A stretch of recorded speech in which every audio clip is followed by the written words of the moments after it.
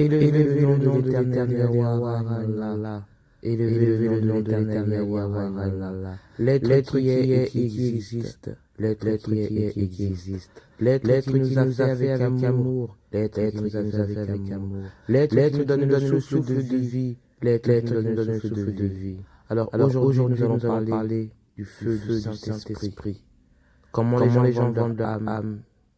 Tout ce qui se passe entre les couples. L'échange de vibrations au thème. L'âme est une vibration semblable au feu.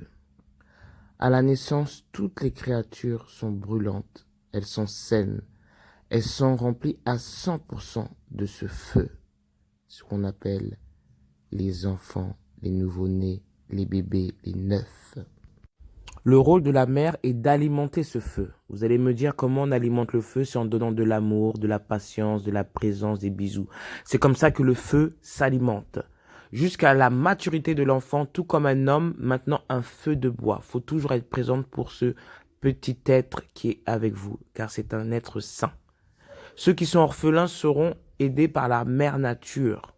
Et de nos jours, les mères, les adoptions, tout se passe dans les incantations, justement pour prendre ce feu de l'enfant. Car les avortements, les gens de la DAS, tout est aux mains de Moloch. Au moment où l'enfant se met à parler, le vent entre dans sa bouche et peut éteindre ce feu.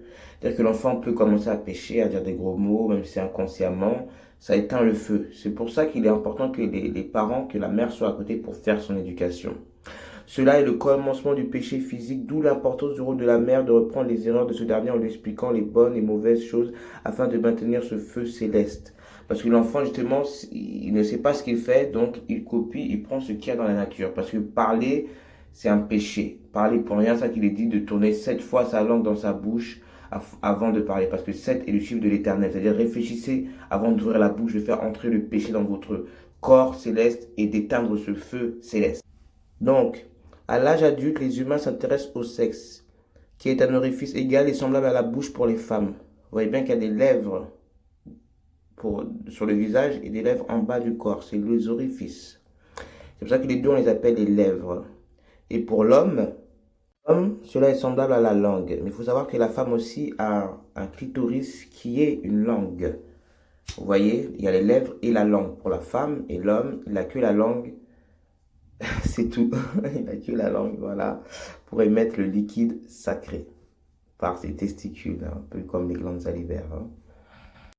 Si vous échangez vos corps avec un partenaire, vous échangez obligatoirement votre feu.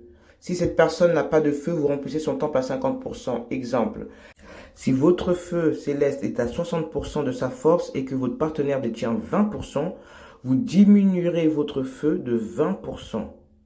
D'accord? Pour lui transmettre 20%, ce qui fait 40% à chacun. Voilà.